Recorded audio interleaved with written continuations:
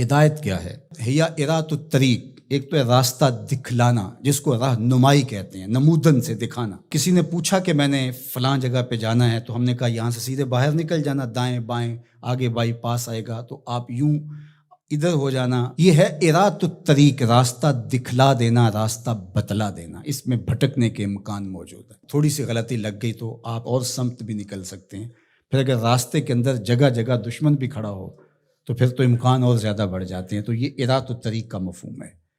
اور ہدایت کا دوسرا مفہوم ایصال الی المطلوب، منزل تک دستے کرم سے پکڑ کے پہنچا دینا۔ تو یہاں دوسرا معنی ہے، اس لیے علماء نے اس کا معنی کیا مجھے سیدھی راہ پہ چلا۔ مطلب کیا کہ سیدھی راہ تو میں دیکھ چکا ہوں، لیکن قدم قدم پہ شیطان اور نفس موجود ہیں جو میری راہ بھٹکا دیں گے۔ مالک تو دستے کرم بڑھا اور مجھے منزل پہ پہنچا دے۔ اللہ اکبر۔ تو یہ ہے ایصال الی المطلوب۔ تو ہدایت کا یہ مفہوم، اور یہاں ہدایت سے مراد وہ ہدایت جو پیغمبروں کے ذریعے سے، کتب کے ذریعے سے اللہ تعالیٰ نے حضرت انسان کو دی۔ ایک فطری ہدایت ہے، جبلی ہدایت، اور وہ اللہ تعالیٰ نے انسان کیا جانوروں کو بھی دی ہے۔ وہ بطخ کا بچہ بھی جب انڈے سے نکلتا ہے تو وہ کسی سے تیرنا سیکھتا نہیں ہے، وہ خود چھلانگ لگا دیتا ہے اور تیرنے لگ جاتا ہے۔ یہ جبلی اور فطری ہدایت اللہ نے اس کو القاء رکھی ہے۔ بچہ پیدا ہوتا ہے تو اس کی زبان ہوتی ہے، بولنا نہیں جانتا، وہ آ کے سیکھتا ہے۔ ہاتھ ہوتے ہیں، پکڑنا نہیں جانتا، آ کے سیکھتا ہے۔ قدم ہوتے ہیں، چل نہیں پاتا۔ سنتا ہے، سمجھ نہیں پاتا۔ دیکھتا ہے، پہچان نہیں پاتا۔ یہ ساری چیزیں تدریج سے سیکھتا ہے۔ لیکن بچے نے ماں کی چھاتی سے دودھ کیسے لینا ہے، تو یہ اس کو جبلتاً بتایا جاتا ہے، چونکہ اس کی پہلی ضرورت ہے، باقی چیزیں وہ آ کے سیکھتا ہے۔ اسی طرح خیر اور شر، یہ بھی اللہ تعالیٰ نے القاء کیا انسان کو۔ پیغمبروں نے آ کے راستے اجالے، لیکن اچھائی کیا ہے، برائی کیا ہے، یہ انسان کو پتہ ہے۔ کسی کو تھپڑ مارنا بری بات ہے، یہ کہیں سے اس نے نہ بھی پڑھا ہو، کسی نے استاد نے نہ بھی بتایا ہو، یہ اس کا ضمیر بتاتا ہے کہ یہ غلط ہے۔ تو خیر اور شر یہ اندر تمہارا بتاتا ہے، یہ فطری اور جبلی ہدایت ہے۔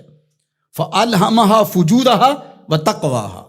اللہ انا ہدیناہ السبیل اما شاکرا و اما کفورا۔ یہ فطری جبلی ہدایت ہے، لیکن انسان کے لیے وہ کافی نہیں ہے۔ اس لیے اللہ کی بارگاہ میں عرض گزار ہوا، اہدنا الصراط المستقیم۔ اللہ مجھے جبلی ہدایت تو عطا کر دی، اور تو نے مجھے ایمان کا نور بھی دیا، تبھی تو نماز کے لیے یہاں آ کے کھڑا ہوں نا۔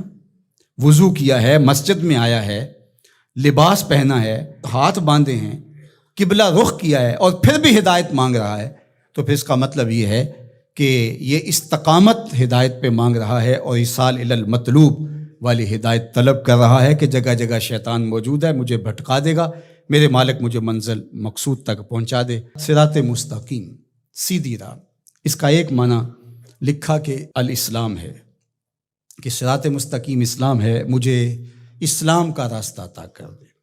دوسرا معنی اس کا بیان فرمایا کہ انہو کتاب اللہ تعالی، اس سے مراد کتاب الہی ہے، قرآن مجید ہے، چونکہ قرآن سے سیدھا کوئی راستہ ہو نہیں سکتا۔ ان ھذا القرآن یہدی للتی ہی اقوم، یہ وہ راستہ دکھاتا ہے جو بالکل سیدھا ہے۔ قرب قیامت کے فتنوں کا ذکر جب ہوا تو حضرت علی نے حضور سے پوچھا کہ حضور پہ بچنے کی صورت کیا ہے، تو برجستہ کہا اللہ کی کتاب قرآن مجید۔ تیسرا معنی انہ الطریق الہادی الی دین اللہ تعالی، یہ اللہ کے دین کی طرف جو راستہ ہے، وہ راستہ اللہ کے حضور اتنی تمہید کے بعد مانگا گیا تاکہ میں خیر کی راہوں پہ رہوں اور میری مدد نصرت مالک تیرے کرم پہ رہے۔ یہ حضرت عبداللہ ابن عباس رضی اللہ تعالیٰ عنہ کا قول ہے، اور فرماتے ہیں کہ یہ وہ راستہ لا عوج فیہ، جس میں کوئی ٹیڑھا پن نہیں ہے، مستقیم بالکل، اور یہ اعتدال کا راستہ ہے، نہ افراط کا راستہ نہ تفریط کا راستہ، یہ بالکل معتدل راستہ ہے۔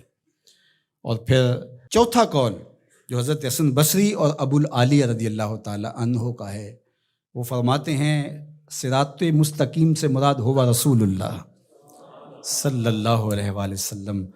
کہا کہ نمازی نماز میں کھڑے ہو کے ہاتھ باندھ کر کے کہتا ہے مالک مجھے محبوب کی دہلیز نصیب کر دے، مجھے محبوب کی چوکھٹ نصیب کر دے، چونکہ اگر یہ در نصیب ہو گیا تو خدا کا گھر نصیب ہو گیا۔